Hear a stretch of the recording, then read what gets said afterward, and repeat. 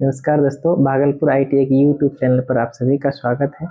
आइए आज हम लोग सीखते हैं, कुछ जानते हैं ट्रांसफार्मर के बारे में। जैसा कि हमने बच्चों क्लास में पढ़ा दिया था कि कोर के आधार पे ट्रांसफार्मर के 3 प्रकार होते हैं।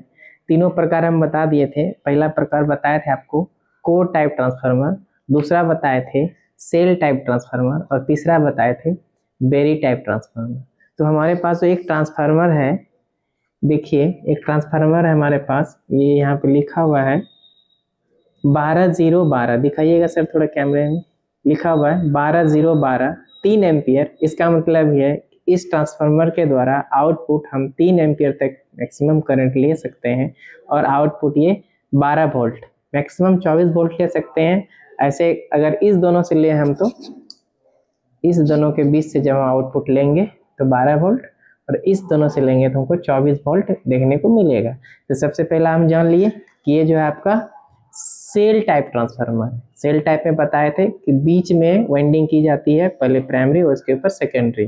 तो सेल एक छोटा सा ट्रांसफार्मर है, ये टीवी के अंदर है आपका लगा रहता है, आपके चार्जर में लगा रहता है, डीटीएच में लगा रहता है, जितने भी सारे इक्विपमेंट आपके घर में सिंगल सब में के अंदर छोटा बड़ा ट्रांसफार्मर लगा रहता है। तो ट्रांसफार्मर का काम क्या है? सिर्फ वोल्टेज को स्टेप अप करना, स्टेप डाउन। स्टेप अप का मतलब वोल्टेज को बढ़ाना, स्टेप डाउन का मतलब वोल्टेज को कम करना। अभी आप एक थोड़ा सा फिगर हम आपको दिखाएंगे, उसके बाद हम चलेंगे इसके ऊपर।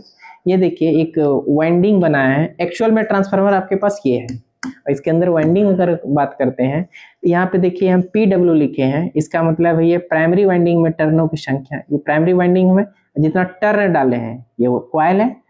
IP लिखे हैं यानी इनपुट है, ये इधर से हम मेन सप्लाई इनपुट देंगे और ये बीच में इंसुलेशन लगाया हुआ है ताकि प्राइमरी वाइंडिंग और सेकेंडरी वाइंडिंग एक दूसरे में टच नहीं करता है।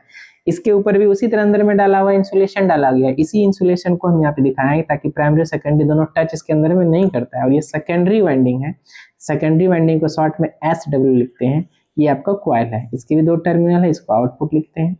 ये TF लिख दिए, TF का मतलब ट्रांसफार्मर है। ये AC, आप लोग हमेशा ध्यान दीजिएगा कोई भी ट्रांसफार्मर हो ऑलवेज हमेशा वो AC पे वर्क करता है, DC पे वर्क कभी नहीं करता। अगर DC के साथ ट्रांसफार्मर को हम इनपुट सप्लाई देंगे तो वाइंडिंग हमारा जल जाएगा, क्योंकि DC में इंडक्टेंस नहीं पाया जाता है। क्लियर?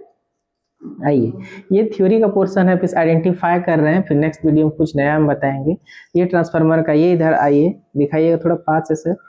ये प्राइमरी एक तरफ अगर हम इसको प्राइमरी वाइंडिंग मानते हैं तो इसमें हम 220 या 230 वोल्ट का सप्लाई अगर देंगे तो इधर से हमको आउटपुट मिलेगा। आउटपुट मिलेगा, देखिएगा 3 वायर निकला हुआ। अब 3 वायर में आप कंफ्यूज कर रहे होंगे सर 3 वायर किस लिए है? 2 वायर तो आपको समझ में आ गया होगा, एक को फेज डालेंगे, एक को न्यूट्रल डालेंगे। और इधर जो आपको मिलेगा 3 वायर, तो एक इसमें कॉमन है, बीच वाला वायर जो आपका कॉमन होता है। इसके इसके साथ जब हम आउटपुट फेज और न्यूट्रल समझ के लेंगे तो आपको 12 वोल्ट AC मिलेगा। इसको अगर छोड़ते हैं, ये कॉमन वाले फिर लेते हैं और इसको इसके साथ हम आउटपुट लेते हैं तो ये भी 12 वोल्ट आपको AC मिलेगा। और बीच वाले को छोड़ के ई दोनों के साथ अगर हम लेते हैं आउटपुट वोल्टेज तो हमको 24 वोल्ट मिलता है। तो मैक्सिमम एम्पियर 3 एम्पियर करंट मिलेगा। ये 12 जीरो का 12 का मतलब ही यही होता है कि आउटपुट 12 वोल्ट देगा, इस दोनों के बीच, इस दोनों के बीच 12 वोल्ट मिलेगा। इसको छोड़ दे कॉमन को, इस दोनों के बीच 24 वोल्ट मिलेगा। तो ये आपका ट्रांसफार्मर का ये खासियत है। अब इसमें देखिए, अगर इस ट्रांसफार्मर को इधर से हम इनपुट देते हैं और इधर से आउटपुट लेते हैं, इधर से इनपुट जो दे रहे हैं इसमें 230 वोल्ट 240 वोल्ट दे रहे हैं जो आपके घर में जिस प्रकार का होगा, और आउटपुट हमको क्या मिलता है? 12 वोल्ट 24 वोल्ट मिलता है। इसका मतलब क्या है? ज्यादा दिए और हमको कितना मिल रहा है? कम मिल रहा है। तो जस्ट लाइक ये काम कर रहा है आपका ट्रांसफार्मर स्टेप डाउन का, ये आप स्टेप डाउन की तरह कार्य करेगा।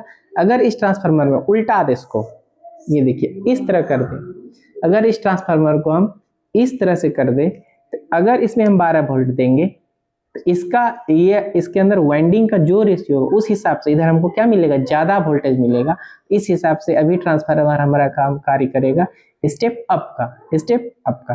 अगर इस दोनों के बीच देंगे तो इससे भी ज्यादा आउटपुट मिलेगा, स्टेप अप कहलाएगा। तो हम इसमें 2 कंडीशंस आपको बताया, एक ही ट्रांसफार्मर को हम स्टेप अप की तरह भी यूज कर सकते हैं और इसी ट्रांसफार्मर को स्टेप डाउन की तरह भी यूज कर सकते हैं। इस प्रैक्टिकल से आपको यही पता चल रहा है कि अगर आपको नहीं है पता कैसे आइडेंटिफाई करेंगे तो ये अपने से आइडेंटिफाई कर सकते हैं। और क्या बोलेंगे हम इसके बारे में भी। चलिए आइए हम लोग जानते हैं, जैसा कि अभी हम सब आइडेंटिफायर्स के बारे में कर दिए, अब आपको हम बताते हैं। देखिए इस ट्रांसफार्मर को हम सेटअप कर दिए हैं एसी स्रोत के साथ। अब इधर से डायरेक्ट हम इसमें क्या करेंगे, 230 वोल्ट के आसपास इसमें डाल रहे हैं। तभी प्राइमरी के लिए कार्य ये कर रहा है और सेकेंडरी के लिए ये करेगा, तभी आप as a step down transformer कार्य करेगा। थोड़ा सा बाहर कर देते हैं। चलिए देखिए अभी ये प्राइमरी के लिए आपका ये कार्य कर रहा है, प्राइमरी वाइंडिंग, और सेकेंडरी के लिए आपका आउटपुट ये अभी स्टेप डाउन ट्रांसफार्मर की तरह कार्य करेगा। अब हम चेक करते हैं कि आउटपुट वोल्टेज हमको कितना मिल रहा है। अभी स्विच ऑन कर दिए। अब देखिए पहले अभी वोल्टेज सेट कर देते हैं, क्योंकि स्टेप डाउन है 12 का है, तुमको 12 वोल्ट 14 वोल्ट के आसपास आउटपुट मिलना चाहिए। एक सिरा इस पे लिए हम, एक सिरा इस पे लिए हम।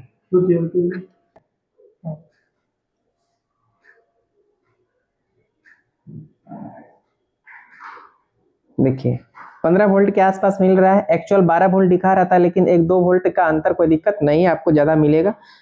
15 से 16 वोल्ट, एक्चुअल में देखिए 16-17 दिखा रहा है। क्या देखें यार, एक कॉमन और इसके बीच, तो इस दोनों के बीच आपको मिल रहा है 15 से 16 वोल्ट।